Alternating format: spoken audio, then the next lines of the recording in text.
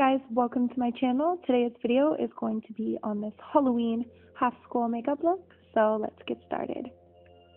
So I used a picture of Zombie Boy as my inspo for the skull look, and I forgot to show you this white cream makeup from the Halloween store, and I'm just taking this brush from Sedona Lace, and first I'm going to kind of outline the sockets of my eyes, and then next I'm just going to go ahead and fill in the whole face. And if you have oily skin, I would recommend a different paint. This one I've seen crack on other people. It's important to put a thin layer on. And I just went ahead and covered my lips, and then also made two little points at the top of the ridge of my nose. Then I took some black cream makeup from the Halloween store, and first I outlined the shape of the nose, and then I took that flat brush and went ahead and filled it in. Again, with the black cream makeup, I went and underlined the socket areas of the eyes, and I made it a little bit thicker and tapered it off as I went up. And then I also took that paint and put it on the inside area of the lips. Now, very carefully with the brush and just a little bit of product, I started dragging it outwards, and this is kind of mimicking the line where my teeth sit. And then I was looking at the reference picture, and I kind of outlined the area where my actual cheekbone is on the top.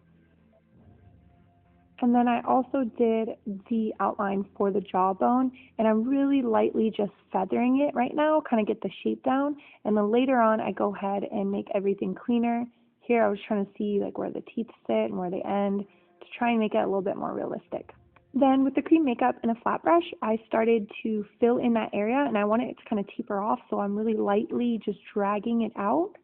And I also filled in that area over there, which is supposed to be where the two bones meet. Next, I switched to a small flat brush, and this is where I'm going to start the teeth.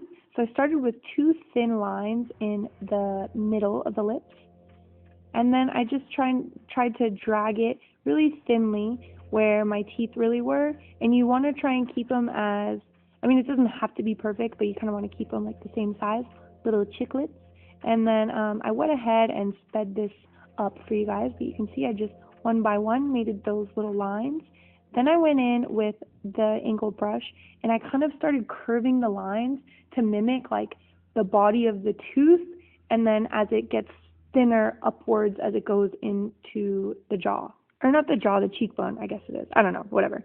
Anyways, then I'm taking that line and making it a little bit darker, and everything we're going to do is going to be in steps, so gradually we're adding depth. Next, I took a matte black eyeshadow, and I started to shade that area down from my cheekbone into the teeth. And then I also took a small brush with the eyeshadow, and I started shading the definition in between the teeth, and I also dragged it down to create like little cracks and little imperfections in the teeth as well. The shading of the teeth is definitely the most important part. This is where it really starts to come together. So as you can see, I'm just making sure that those teeth are nice and defined and adding those little imperfections. It's best if you use a small amount of product and kind of do it gradually, and then afterwards you can go in and darken anything, but it's easier to do it little by little as opposed to having to erase. Next, I went in with the paint again and kind of fixed that line up there because it was a little bit funky. Also, a good alternative to this Halloween store makeup is Miran paint. You can get them online. I think you can even get them on Amazon. They're really easy to use, and you can mix them with water, so I'd say it's definitely worth it. Speaking of which, you might start to notice little imperfections coming through on the nose area, and that was actually the oils from my nose coming up and erasing the paint, which is disgusting. Anyways, but we fixed that at the end, but as you can see, man, this paint is not the best in the world. Anyways, so back to the tutorial. Next, we're going to shade those cheekbones. First, I went in with a smaller brush to kind of define that line. Then I'm going in with the flat brush, and really this has no product on it. I'm just using it to shade and smooth things out. And I'm repeating the same process of defining that line first with a smaller brush, then taking a larger brush to shade things out. And we're also going to do this down here on the jawline, and basically just using a little itty bitty amount of eyeshadow, and it's just going to shade things and make it look really cool and 3D looking.